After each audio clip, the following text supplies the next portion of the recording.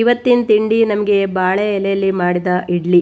ಇದು ಕೊಟ್ಟಿಗೆ ಅಂತಲೂ ಕರಿಬೋದು ಇದನ್ನು. ಇದು ನೋಡಿ, ಸ್ವಲ್ಪ ಎಲೆ ತಂದಿದ್ದೆ ಮೊನ್ನೆ ಹಬ್ಬಕ್ಕೆ ಅಂತೇಳಿ. ಅದು ಬಿಸಾಕೋದಕ್ಕೆ ನನಗೆ ಮನಸ್ಸು ಬಂದಿಲ್ಲ. ಊರಲ್ಲಾದರೆ ಎಲ್ಲ ಕಡೆ ನೋಡಿದ್ರು ಬಾಳೆ ಎಲೆ ಬಿದ್ದಿರುತ್ತೆ, ಬಾಡಿಸಿ ಇಟ್ಕೊಂಡಿದ್ದೆ. ಅದು ಕೊಟ್ಟಿಗೆ ಮಾಡೋಣ ಅಂತ ಅಂದ್ಕೊಂಡಿದ್ದೆ. ಕೊಟ್ಟಿಗೆ ಮಾಡೋದಕ್ಕೆ ಅಷ್ಟು ಸಾಲಿಲ್ಲ.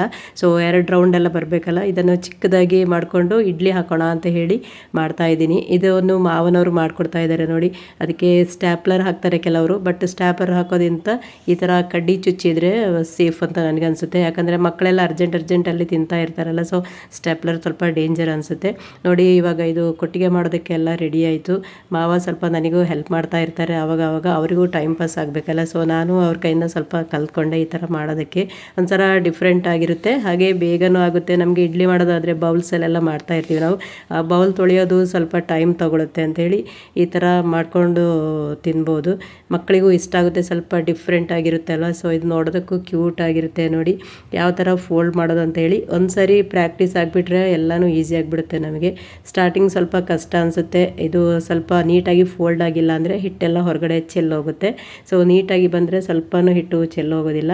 ಎಲ್ಲ ರೆಡಿ ಆಯ್ತು ನೋಡು. ನನಗೊಂದು 10 ಕೊಟ್ಟಿಗೆ ಮಾಡೋವಷ್ಟು ಬಾಳೆ ಎಲೆ ಸಿಕ್ಕಿತ್ತು ಇದರಲ್ಲಿ. ನೀಟಾಗಿ ಎಲ್ಲ ಶೇಪ್ ಬಂದಿದೆ ನೋಡಿ ಒಂದು ಸರಿ. ಹಾಗೆ ನಾನು ಇಡ್ಲಿಯನ್ನು ಬೌಲ್ಸಲ್ಲಿ ಮಾಡ್ತೀನಿ. ಈ ಒಂದು ಸಲ ಇಟ್ಟರೆ ನಮಗೆ ಒಂದು 30 ಇಡ್ಲಿ ಆಗುತ್ತೆ. ಒಂದು 20 ನಿಮಿಷ ಇಟ್ಟರೆ ಇಡ್ಲಿ ರೆಡಿ ಆಗುತ್ತೆ ನನಗೆ. ಹಾಗೆ ಇದರಲ್ಲಿ 3 ಅಟ್ಟೆ ತೊಗೊಂಡಿದ್ದೀನಿ ನಾನು. 3 ಅಟ್ಟೆಯಲ್ಲಿ ಮೇಲ್ಗಡೆ ಮಾಡಿರ್ತೀನಿ. ಬೆಳಗ್ಗೆ ಟಿಫನ್ಗೂ ಆಗುತ್ತೆ, ಮಕ್ಕಳಿಗೆ ಲಂಚ್ ಬಾಕ್ಸಿಗೂ ಆಗುತ್ತೆ ಅಂತ ಹೇಳಿ ಒಂದೇ ಸಾರಿ ಮಾಡಿಟ್ರೆ ಈಸಿ ಆಗುತ್ತೆ.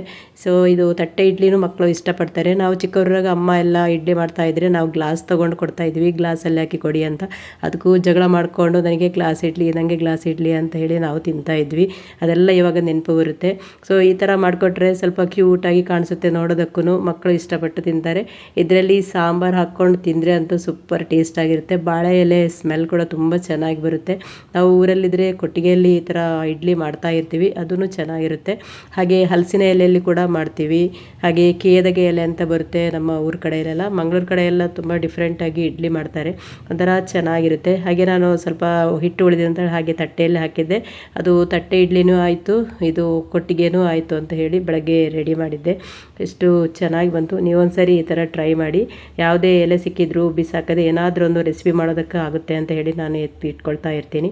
ಹಾಗೆ ವೆಜಿಟೇಬಲ್ ಸಾಂಬಾರನ್ನೂ ಮಾಡಿದ್ದೆ ನೋಡಿ, ತುಂಬ ಟೇಸ್ಟ್ ಆಗಿದೆ. ಒಂದ್ಸರಿ ನೀವು ಟ್ರೈ ಮಾಡಿ. Thank you.